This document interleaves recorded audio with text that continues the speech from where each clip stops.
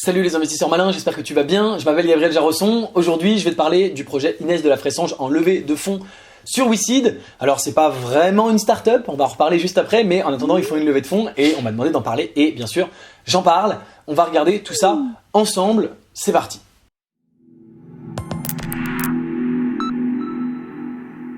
Alors, je suis sur le site de WeSeed, sur la page Inès de la Fressange, donc qui est une marque de mode que tu connais peut-être, et je suis bien sûr armé de mes critères d'investissement gagnants qui sont là. Donc plusieurs choses sur mes critères d'investissement gagnants. Si tu les connais pas déjà, je t'invite soit à les télécharger, le lien est juste en dessous dans la description et tu peux directement télécharger le fichier où je les explique. Et si tu veux en apprendre plus sur mes critères d'investissement, il y a un seul endroit où j'en parle en détail et j'explique vraiment ma vision, et c'est dans mon bouquin. Mon bouquin il est là, et dans la description il y a également un lien où je t'offre mon livre. Je te l'offre entièrement gratuitement en version papier, je te l'envoie chez toi. Tu as simplement à mettre ton adresse, et donc le lien est juste en dessous. Si tu veux lire mon bouquin, bien sûr, ce sera avec grand plaisir. On va donc analyser le projet. J'ai pas encore regardé en détail. Ce que je sais, c'est que Inès de la Fressange n'est pas une start-up. Alors eux, ils l'ont rangé dans le secteur PME et secteur secondaire. En fait, j'ai été regardé sur WeSeed en disant mais est-ce que WeSeed est spécialisé dans les startups ou pas, parce que c'est quand même assez inhabituel. Et ici, voilà ce qu'ils nous disent, dans quoi ils vont nous faire investir. L'environnement, l'immobilier, la santé, ça rentre pas. Le numérique, l'alimentation, les énergies renouvelables, ça ne rentre pas. Et là, on a le secondaire et le tertiaire. Alors, tertiaire, ça rentre pas évidemment, hein, c'est des services, le commerce, les assurances, la formation, donc rien à voir. Et puis il reste le secondaire, mais qui est... Enfin, donc selon eux, ça rentre, mais tu vois, ici, dans les exemples, ils te disent l'aéronautique, l'automobile, la sidérurgie, les énergétiques, artisanales, mais on te parle pas du genre de business, comme Inès de la Fressange, de la mode, du luxe, du retail. Bon, alors j'ai tapé dans Google pour savoir comment ils se décrivaient. WeSeed est la plateforme numéro 1 en crowdfunding, investissez collectivement dans des startups, tu vois, c'est quand même écrit ici, donc là, on est vraiment... Bon, enfin c'est assez étrange, ou des projets immobiliers, des coopératives, et là, il manque un bout, et j'ai été voir dans le code source de la page, et c'est ici. Donc on en était dans les startups, les projets immobiliers, des coopératives et des projets d'énergie renouvelable. Voilà, on parle pas de tertiaire, de secondaire, de tout ça. Donc bon, déjà, d'ores et déjà, au départ assez surprenant, mais au-delà de ça, c'est pas grave. Encore une fois, le projet est là.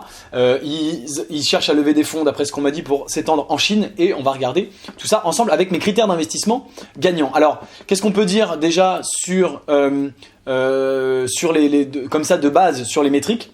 Bah déjà on peut dire que y a pas de scalabilité d'effet d'échelle puisque c'est des produits physiques, et tu le sais, chez Léonis, je n'investis pas dans les produits physiques, j'investis dans le non-hardware comme on dit. On peut dire que le marché est énorme, hein, le marché des fringues et le marché du luxe. Il n'y a aucun problème là-dessus, voilà. Et puis, qu'est-ce qu'on peut dire de la traction, pardon? Bah, on peut dire qu'il n'y a pas de traction puisque non pas qu'ils n'ont pas de clients. Ils ont bien sûr des clients, beaucoup, on va parler de leur chiffre d'affaires, mais ce qu'on veut voir avec une traction dans une startup, c'est une accélération soudaine de la demande. Et en général, c'est une accélération soudaine en partant de zéro. Alors eux ne partent pas de zéro, mais les ventes sont relativement stables. J'imagine, on va voir, on va regarder le projet ensemble, mais évidemment s'ils explosaient en vente, ils seraient pas ici en train d'essayer de lever des fonds. S'ils explosaient en vente, ils auraient sûrement de l'argent pour financer leur développement, d'accord ? La monétisation, ils y répondent très bien, on sait comment ça fonctionne, ils vendent leurs habits, et on en est là, ça c'est ce qu'on peut déduire de base du projet, et puis on va regarder la suite. Donc Inès de la Fressange est le premier projet PME en action proposé sur la plateforme WeSeed. Ah oui, tu vois quand même, ils le disent, hein, c'est pas comme d'habitude, on est d'accord. La société bénéficie aujourd'hui d'un stade de maturité plus avancé que les startups proposées historiquement. Évidemment, donc elle a un chiffre d'affaires de 3 millions sur les 3 dernières années, donc tu vois qu'on n'a aucune croissance, et c'est pour ça que j'ai mis une note négative à la traction.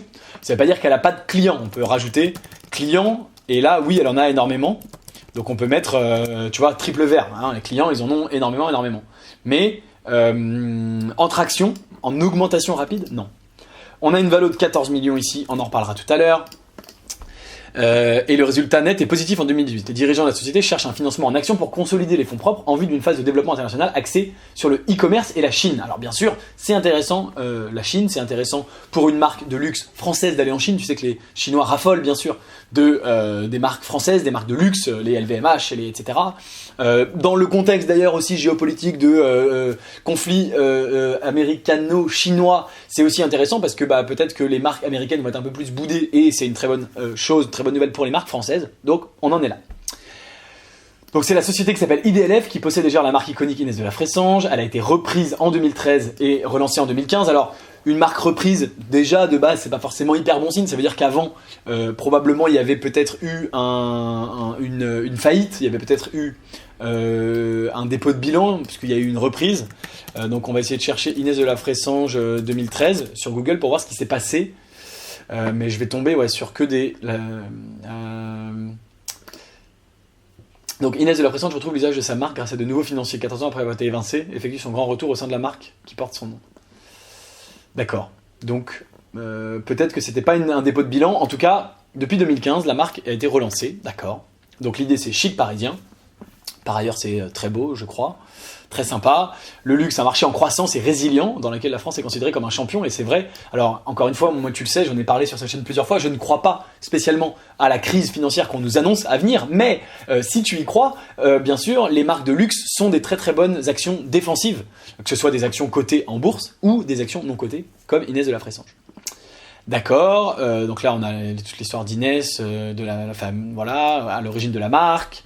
Il y a une petite vidéo où on t'explique qu'Inès de la Fressange a été l'égérie de Karl Lagerfeld et de je sais pas qui, d'accord, qu'elle a défilé pour Chanel, très bien. Donc un business model basé sur 3 flux de revenus. Premièrement, vente de produits, évidemment. Le prêt-à-porter constitue 2 tiers des ventes, d'accord, et on n'a pas ici la marge. Voilà, il y a des boutiques comme ça, Inès de la Fressange, pareil. La distribution se fait en magasin de 3 manières, dans les circuits que nous contrôlons, en vente de gros wholesale et directement ou via des agents. Le wholesale est rentable, la marque sera prochainement présente dans des points de vente emblématiques. Bon. Ensuite, les licences. Il s'agit de contrats de 3 à 5 ans qui permettent à la marque de garder la main sur la création, mais confient à un licencié le rôle de co-création et surtout la fabrication et distribution. Donc ils ont des contrats sur parfums, lunettes, bagages, bougies, d'accord, et encore discussion, cosmétiques, art de la table. La rentabilité nette est proche de 100%. Donc là, super, marge très bonne. Et la collaboration, la rentabilité nette est de 100%. Les licences et les collaborations pèsent pour 60% des revenus de l'entreprise. Donc ils ont 60% des revenus à 100% de marge, 100% de rentabilité. Donc c'est une boîte qui fait une très bonne marge. Ils sont à plus de 50% largement, puisqu'il y a 60% qui est sur 100% de rentabilité et 40% pour l'activité de produit qui doit être à une marge bien sûr bien inférieure. C'est quand même leur métier historique, mais bon. Donc les revenus de l'entreprise, presque 5 millions. Break-even, résultat net, il est passé à l'équilibre en 2018, d'accord. Et amélioration de croissance de 22% et de la rentabilité. Ok, avec EBITDA presque à 10% du CA. Oui, donc en fait, c'est-à-dire qu'ils ont une rentabilité à 100%, mais ils ont un EBITDA qui est à 10% parce qu'ils ont énormément de boutiques à payer. J'ai pas l'habitude d'analyser ce genre de dossier parce que c'est pas une start-up comme d'habitude. Ils ont énormément d'employés, des vendeurs, des usines pour produire voilà. Ils ont énormément de fournisseurs pour faire les habits et ils ont beaucoup de loyers pour leur boutique. Et donc en fait, on se retrouve à un EBITDA qui est à 10% du CA. Et donc en fait, moi ce que je veux, ils ont beau avoir une rentabilité à 100% et une marge très bonne, moi ce que je veux mesurer au final c'est l'EBITDA, c'est-à-dire combien la boîte génère de cash une fois qu'elle a payé tous ses fournisseurs et qu'elle fonctionne correctement. Et donc on est sur 10%, donc on n'est pas à 50% comme je le veux, donc on est bien sûr à un point rouge, un critère négatif pour la marge. L'Unfair Advantage, on peut dire que c'est son nom de marque, on peut dire qu'il y en a un, il n'y a qu'une boîte Inès de la Fressange. Si toi et moi demain on veut recréer une marque de luxe, on n'est pas Inès de la Fressange, on n'est pas une mannequin connue mondialement et égérie de Karl Lagerfeld et défilant pour Chanel et pour etc. Donc ils ont un vrai Unfair Advantage, il n'y a que eux qui peuvent faire du Inès de la Fressange, d'accord. Elle est d'ailleurs directrice artistique aujourd'hui. On a la directrice commerciale qui est Aurélie et le PDG qui est Fabrice. On va aller bien sûr analyser leur LinkedIn. Il y a déjà une très bonne équipe, déjà du fait de la présence d'Inès de la Fressange bien sûr dans l'équipe. Et c'est hyper important. C'est c'est la marque qui porte son nom et c'est très bien qu'elle soit bien sûr, elle fasse partie de l'aventure. Alors par ailleurs les fondateurs n'ont que 23% du capital, ce qui est quand même pas terrible. Et après cette levée de fonds ils vont avoir encore moins. Donc c'est une boîte tu vois qui a eu besoin de beaucoup d'argent et qui a déjà été levée beaucoup d'argent auprès des business angels et des VC. Donc c'est pas très bon signe. Allons voir l'équipe. On a Aurélie qui est la directrice commerciale, qui était avant directrice commerciale chez Bailujo, responsable commercial, d'accord. Donc bon, pas d'expérience d'entrepreneuriale et visiblement pas une grosse expérience. Si là ça doit être la marque la petite étoile Bailujo. Alors est-ce que c'est du fringue?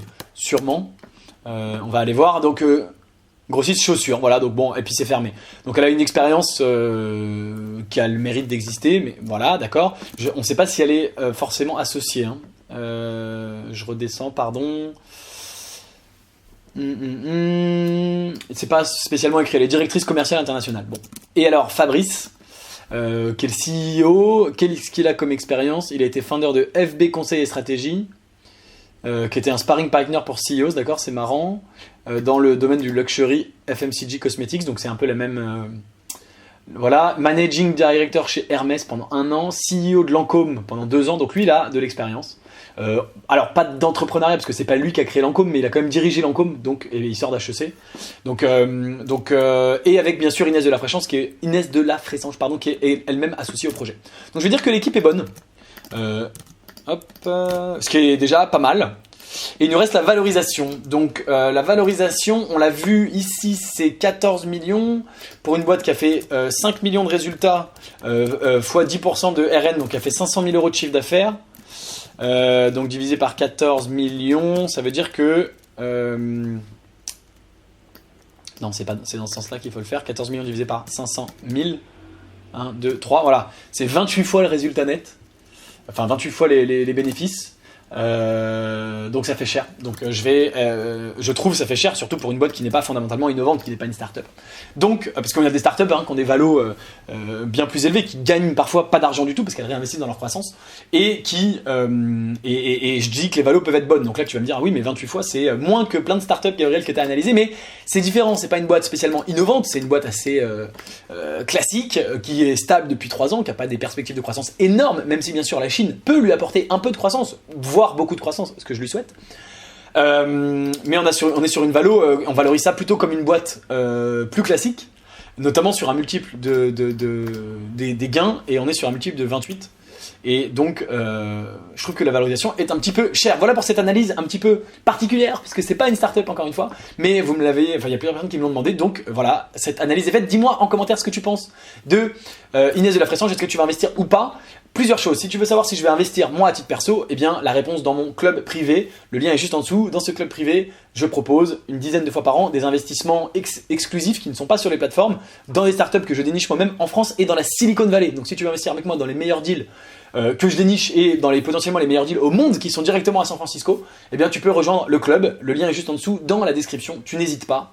Et bah c'est tout, merci d'avoir regardé la vidéo jusqu'au bout. Évidemment si tu veux t'abonner à la chaîne YouTube, tu n'hésites pas, si la vidéo t'a plu tu peux la liker et me dire en commentaire ce que tu penses d'Inès de la Fréchance, est-ce que tu vas investir ou pas. Je te dis à très bientôt pour une prochaine vidéo, ciao.